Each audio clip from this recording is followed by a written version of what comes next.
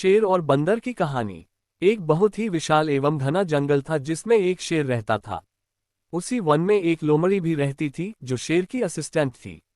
लोमड़ी दिन भर पूरे जंगल में घूमती रहती एवं जानवरों का पता लगाती। उसे कहीं भी कोई जानवर दिखता तो तुरंत आकर उसकी सूचना शेर को दे देती थी। शेर बड़ा ही खूंखार, भयानक और क्रूर था। वह हमेशा आवश्यकता से अधिक जानवरों का शिकार करता था। शेर शिकार किए गए जानवरों को खा लेता था और जब उसकी पेट भर जाती तो वह शिकार किए जानवरों को वैसे ही छोड़ देता था। इस प्रकार शेर द्वारा लगातार आवश्यकता से अधिक जानवरों का शिकार होने से जंगल के सारे जानवर समाप्त हो गए। धीरे धीरे एक ऐसा वक्त आया जब उस शेर और लोमड़ी के भूखे मरने की नौबत आ गई। शेर ने अपने असिस्टेंट लोमड़ी से कहा कि वह आसपास के अन्य जंगलों में जाकर दूसरे जानवरों का पता लगाए जिससे शेर का और लोमड़ी का दोनों का पेट भर सके। उसी विशाल जंगल में एक बहुत बड़ी नदी बहती थी।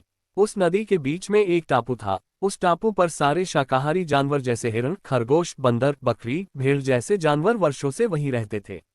चारों तरह से नदी से घिरा होने के कारण टापू पर कोई दूसरा बाहरी जानवर नहीं आ पाता था। लोमड़ी उस क्रूर शेर की आदेश मानकर जानवरों का पता लगाने जंगल में निकल पड़ी।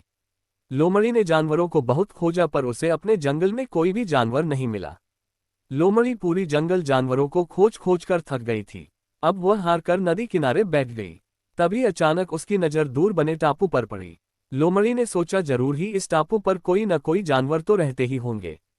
ऐसा सोचकर जब लोमड़ी नदी में तैरकर जब टापू पर जाकर देखती है तो वहां बहुत सारे शाकाहारी जानवर थे, किंतु कोई भी शेर को चुनौती देने वाला जानवर या बहुत विशाल नहीं था।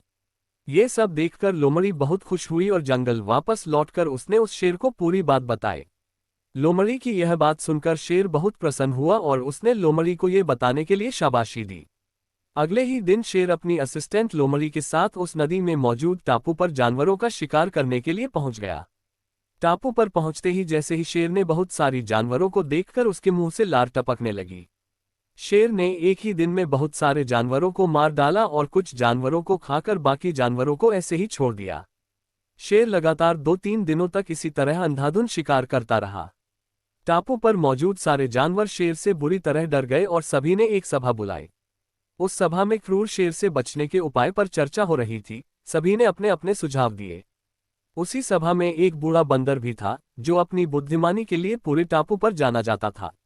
टापू के सारे जानवरों ने उस बूढ़े बंदर से सुझाव मांगा।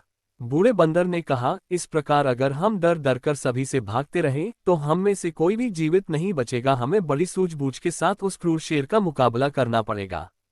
जंगल के अन्य सभी जानवरों ने उस बूढ़े बंदर से पूछा कि उनके पास ना तो शेर के समान दांत है, न ही उसके जितना ताकत है और न ही तेज नाखून। हम उस खूंखार शेर का सामना कैसे कर पाएंगे। बूढ़े बंदर ने अन्य जानवरों से कहा, हमें आमने सामने की लड़ाई नहीं लड़ना है बल्कि युक्तिपूर्ण तरीके से शेर का सामना करके उसे खत्म करना होगा। सभी जानवर बंदर के इस बात से सहमत हुए और उन्होंने बंदर से ही आगे की योजना बनाने के लिए कहा। सभी जानवर के अनुरोध करने पर बंदर ने योजना बनाने को तैयार हो गया और उसने एक बेहतरीन योजना बनाई जिससे बड़ी आसानी से उस क्रूर शेर को मारा जा सकता था। जंगल के सभी जानवरों ने मिलकर एक बहुत बड़ा एवं गहरा गड्ढा खोदा और उस गड्ढे के ऊपर घास फूस और पत्तियों से ढक दिया, जो देखने में बिल्कुल जंगल की अन्य समतल जमीन की तरह दिखाई दे रहा था। जैसे ही शेर के आते हुए देखते ही सारे जानवर गड्ढे के दूसरी तरफ चले गए जिससे शेर गड्ढे में गिर जाए। शेर ने जैसे ही एक साथ बहुत सारे जानवरों को देखा वैसे ही उसकी भूख जाग गई और वह उनका शिकार करने के लिए जानवरों की तरफ भागा। जैसे ही शेर गड्ढे के ऊपर से निकला घास फूस और पत्तियों के दब गई और शेर गहरे गड्ढे में गिर गया। शेर ने और गड्ढे से बाहर निकलने का बहुत प्रयत्न किया पर गड्ढा इतना अधिक गहरा था कि अनेक कोशिश करने के बाद भी वह गड्ढे से नहीं निकल सका। शेर के साथ साथ उसके पीछे भागते हुए लोमड़ी भी उस गड्ढे में गिर गई। दोनों ने गड्ढे से निकलने की बहुत प्रयत्न की पर वे दोनों सफल रहे। भूख और प्यास के कारण शेर और लोमड़ी दोनों की उसी गड्ढे में ही मौत हो गई। इस प्रकार बूढ़े बंदर और जानवरों की सूझबूझ एवं चालाकी से उन्हें खूंखार शेर से मुक्ति मिल गई और सभी जानवर पहले की तरह हंसी खुशी एवं आजादी से उसी जंगल में रहने लगे।